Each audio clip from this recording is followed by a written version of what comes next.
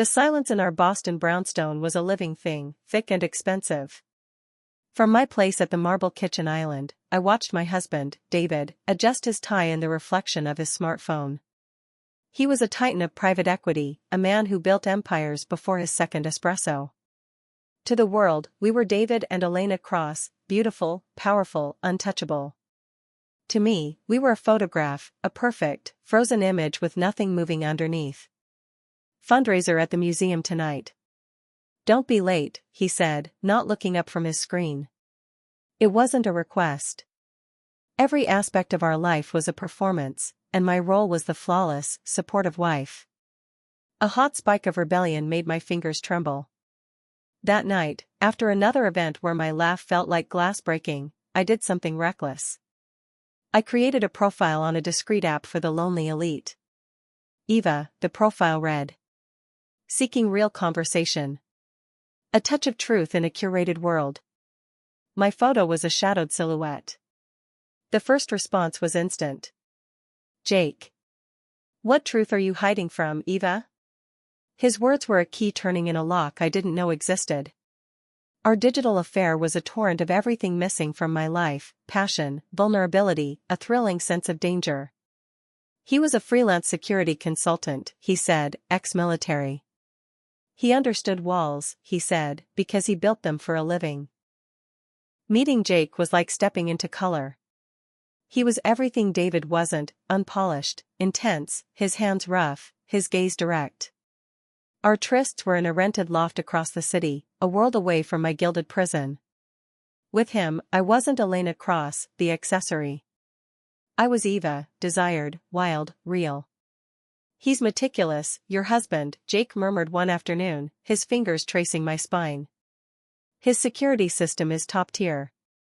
But everyone has a blind spot. I laughed it off, drunk on the illicit thrill. The blind spot, I thought, was me. The first crack appeared a week later. David came home early, his face a mask of cold fury. The Hamilton account. The bid numbers were leaked. We lost the deal.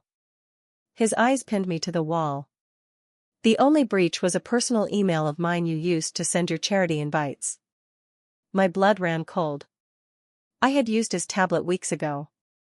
It was a mistake. The next day, Jake was different. Agitated. I need money, Eva. A lot of it. My past is catching up. The romantic fantasy curdled into something sour and familiar. You're blackmailing me? No. It's a loan. But your husband, he has enemies. I have information. If you don't help me, they'll come for you, too. It was a trap. A beautiful, seductive trap. He hadn't found a blind spot in David's security, he had found one in his wife. I was the vulnerability he exploited. Terrified, I agreed to get him money. That night, I went into David's home office, my heart hammering against my ribs. I opened his safe, using the code I'd seen him use 100 times. I wasn't just a cheating wife anymore, I was a thief. As my fingers closed around a stack of bearer bonds, a new, sleek laptop I'd never seen before lit up on his desk. A single chat window was open. The asset has taken the bait. She is accessing the safe now. Proceeding to phase 2. J. The sender's ID was Jake_84. The recipient's ID was D. Cross. The world stopped. There was no Jake. There was only David.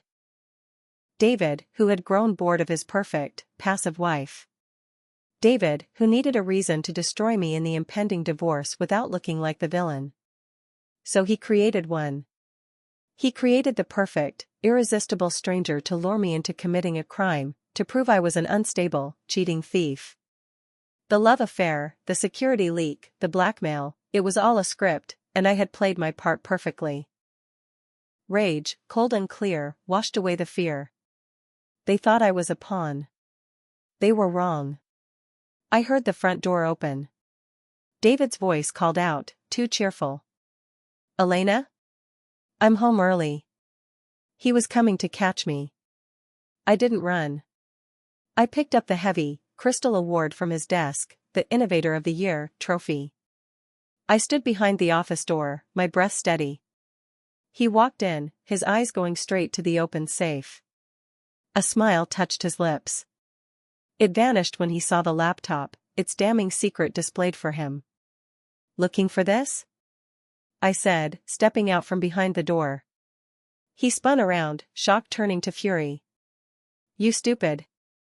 I didn't let him finish. I swung the trophy. Not at him. At the massive floor-to-ceiling window behind his desk. The sound was an explosion of shattering glass. "What have you done?" he snarled, stepping toward me. Sirens, already close, grew deafeningly loud. "I pressed the panic button on your safe 5 minutes ago, David.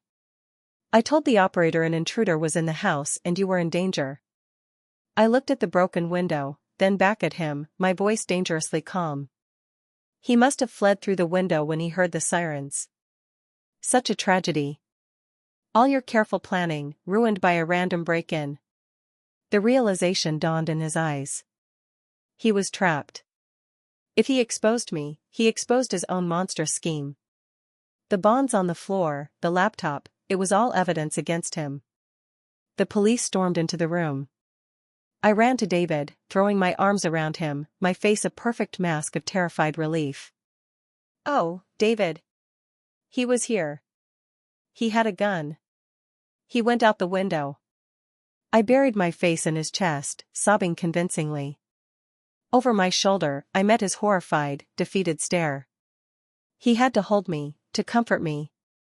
He had to play the grateful, rescued husband. He had wanted to control the narrative. So I rewrote the ending. The gilded cage was shattered. But as I held my husband in a performance more perfect than any he could have ever directed, I knew I was finally, truly, free. The game was over. And I had won.